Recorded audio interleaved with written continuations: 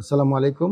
Diabetes রোগীর নিরাপদে রোজা পালন নিয়ে আজকে আমরা আলোচনা করছি। আমি অধ্যাপক ডাক্তার এ কে মামিনুল ইসলাম, অধ্যাপক ও বিভাগীয় প্রধান, ডায়াবেটিস ও হরমোন বিভাগ, sir Suleman medical college, Mitford হাসপাতাল। আর association of clinical endocrinology and diabetes of Bangladesh বা অ্যাসিডবিতে আমি ট্রেজারার হিসেবে দায়িত্ব পালন করছি। আমি আপনাদের সাথে আলোচনা করব যে আমরা যারা ডায়াবেটিস রোগী যারা ওষুধ খাচ্ছি, এই রমজান আসলে তাদের ওষুধের কি ধরনের পরিবর্তন আনা দরকার। আমরা সবাই জানি যে আমাদের ডায়াবেটিস রোগীরা আমাদের অনেক নিয়মের কথা আমরা বলে থাকি। তার মধ্যে একটা হচ্ছে খাবারের নিয়ম। সাধারণত আমরা বলি যে আমাদের রোগীরা সকাল থেকে রাত পর্যন্ত অল্প করে বারবার খান, এবং আমরা যে ওষুধগুলো দিই সাধারণত সেগুলো আমরা সকালবেলা খালি পেটে সাধারণত ওষুধগুলো আমরা দিয়ে থাকি, কোনো কোনো ওষুধ আমরা ভরা পেটে দিই। তো সেই ওষুধগুলো কিন্তু আমাদের আসলে পরিবর্তন আনা দরকার। আমরা যেগুলো ওষুধগুলো যে আমরা সারাদিন খাওয়ার পরে যে ওষুধগুলো আমরা খাচ্ছি, সেগুলো যদি আমরা সকালবেলা ওষুধ খাচ্ছি তারপর আমরা সারাদিন খাওয়া দাওয়া করছি, এটা যখন একরকম নিয়ম।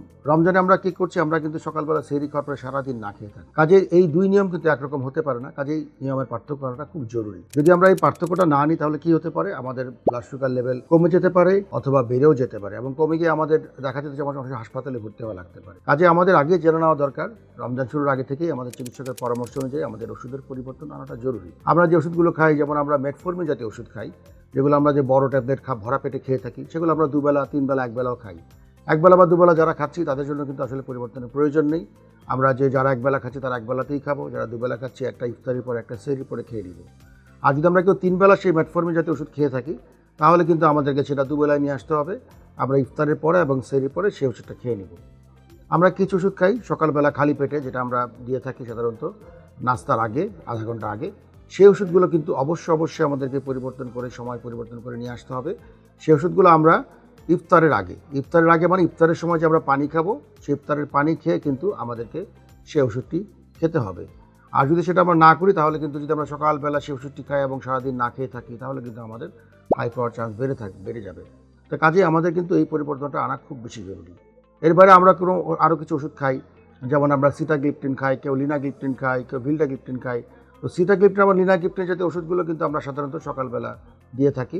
তো যারা সিটাগ্লিপটিন লিনাগ্লিপটিন খাচ্ছেন তারা এই ওষুধটি ইফতারির সময় খাবেন, মানে ইফতারি পানিটা খেয়ে তারা ওষুধটা খাবেন, তারপর তারা ইফতার করবেন। এর বাইরে আরও যে ওষুধ আছে, আমরা এখন ইদানিং যে ওষুধগুলো দেখছি তার মধ্যে আমরা ফ্লোজিন গ্রুপের যে ড্রাগগুলো আছে, এম্পাগ্লিফ্লোজিন বিশেষ করে আমরা অনেককে দিচ্ছি।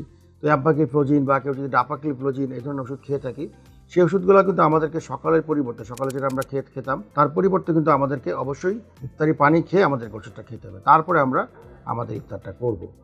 আমরা আরও কিছু ওষুধ দিই যেগুলো আমরা খাবারের সাথে সম্পর্কিত, হয়তো ওই বেলায় দুপুরবেলার জন্য আমরা দিয়েছি, কিংবা কখনো আমরা রাতের বেলার জন্য দিয়েছি। কোনো বেলায় আমাদের ব্লাড সুগার বেড়ে গেলে ওই বেলার জন্য আমরা সাধারণত ওষুধটা দিয়ে থাকি। এই ধরনের ওষুধগুলো অবশ্যই আমাদের চিকিৎসকের পরামর্শ অনুযায়ী পরিবর্তন করে নিতে হবে। এবং যদি সেটা আমরা কোনোটা দুপুরের সময় ব্লাড সুগার বেশি থাকে তার জন্য যদি আমরা কোনো ওষুধ দিয়ে থাকি, তাহলে সেটাকে অবশ্যই আমরা, যেহেতু ইফতারটা আমাদের অনেক বেশি দেখা যায় যে অনেক বেশি করে আমরা করে থাকি, তাহলে সেটা আমরা হয়তো ইফতারের সময় চিকিৎসকের পরামর্শ অনুযায়ী নিতে পারি।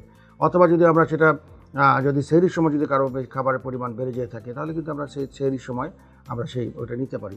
তবে সবচেয়ে বেশি জরুরি হচ্ছে যে আমরা একজন চিকিৎসকের পরামর্শ অনুযায়ী অবশ্যই আমাদের ওষুধগুলো পরিবর্তন করব।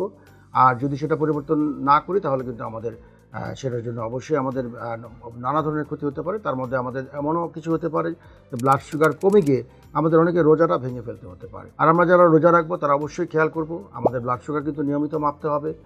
যদি বিশেষ করে আমাদের খারাপ লাগে, আমাদের ব্লাড সুগার নীল হয়ে গেলে আমরা যে সমস্ত লক্ষণগুলো আমরা দেখি, বিশেষ করে শরীরে ঘাম হওয়া, হাত পা ঠান্ডা হয়ে যাওয়া, প্রচণ্ড পরিমাণে ক্ষুধা লাগা, এগুলো যদি আমরা কারো হয় তাহলে অবশ্যই আমরা ব্লাড সুগার মাপবো।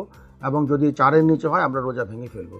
সেটা আমরা ইনসুলিন নেই কিংবা আমরা ওষুধ খাই, মুখে খাওয়ার ওষুধ খাই, এটা আমাদের খেয়াল রাখতে হবে। পরবর্তীতে আমরা কাজা আদায় করব।